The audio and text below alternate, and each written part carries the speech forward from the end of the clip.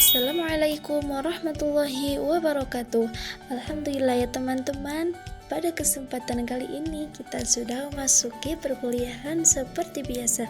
Semoga setiap apapun yang kita lakukan, khususnya di dalam menuntut ilmu ini, dapat menjadi ibadah di sisi Allah Subhanahu wa Ta'ala dan juga penuh dengan keberkahan.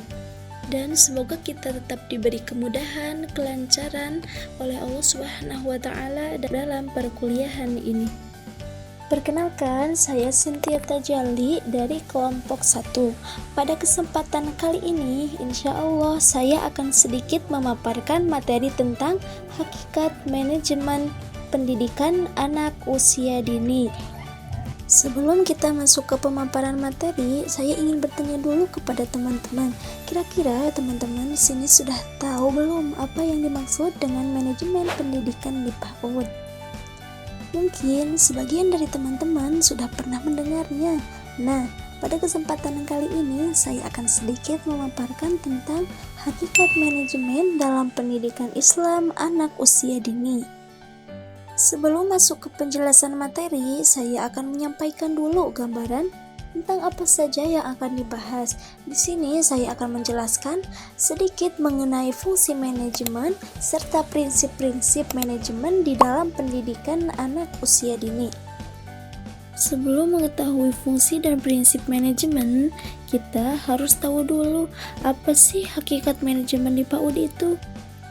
Jadi, hakikat manajemen PAUD adalah inti dari proses pengelolaan lembaga pendidikan anak usia dini, agar kegiatan pembelajaran berjalan terarah, efektif, dan sesuai dengan kebutuhan perkembangan anak. Di dalam pendidikan anak usia dini harus ada pengaturan dan pengelolaan yang baik, seperti merencanakan kegiatan belajar, mengatur lingkungan belajar, serta mengevaluasi kegiatan, agar anak bisa belajar dengan efektif dan berkembang secara optimal. Baiklah teman-teman, setelah kita mengetahui hakikat manajemen PAUD, sekarang kita akan mulai masuk ke pemaparan materi yang pertama, yaitu tentang fungsi manajemen PAUD. Dengan adanya manajemen di PAUD akan mempermudah bagi pengelola atau kepala PAUD untuk melakukan perencanaan, pengorganisasian, kepemimpinan, dan pengawasan. Jadi, bahwa dengan adanya manajemen PAUD, pekerjaan pengelola atau kepala PAUD itu menjadi lebih mudah dalam mengatur dan menjalankan kegiatan di lembaga PAUD. Manajemen memiliki 4 fungsi, yaitu perencanaan, pengorganisasian, pelaksanaan, dan pengawasan. Yang pertama itu ada perencanaan. Perencanaan dalam penyelenggaraan PAUD harus dibuat dengan jelas sejak awal. Perencanaan itu biasanya sudah tertulis dalam visi dan misi lembaga, serta strategi atau cara yang akan dilakukan untuk mencapai tujuan pendidikan. Selain itu, saat membuat perencanaan sebaiknya juga dilengkapi dengan tabel jadwal atau time schedule, yang mana tabel ini berisi waktu, kapan program dimulai dan kapan selesainya.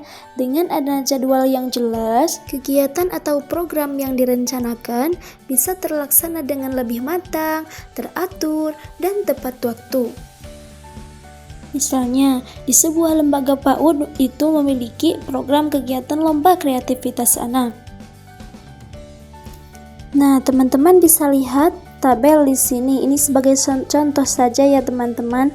Yang pertama itu ada program, waktu mulainya dan waktu selesainya. Jadi harus ditentukan persiapan lombanya itu 1 April dan waktu selesainya 5 April, dan ada juga pelaksanaan lombanya itu waktu mulainya 6 April dan waktu selesainya juga harus 6 April karena ini itu sudah direncanakan. Nah, yang terakhir misalnya ada penilaian dan pengumuman, waktu mulainya 7 April dan waktu selesainya tanggal 7 April.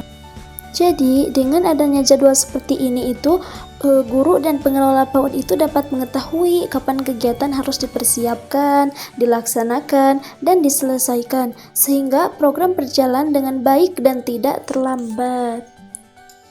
Yang kedua itu ada pengorganisasian. Selain membuat perencanaan yang baik, pengorganisasian juga sangat penting dalam keberhasilan program PAUD. Pengorganisasian berarti membagi tugas dan tanggung jawab kepada setiap orang sesuai dengan kemampuan dan keahliannya masing-masing. Jika pembagian tugas itu dilakukan secara tepat dan profesional, maka setiap orang juga itu dapat menjalankan perannya dengan maksimal. Misalnya, di sebuah lembaga PAUD itu akan diadakan kegiatan pentas seni anak.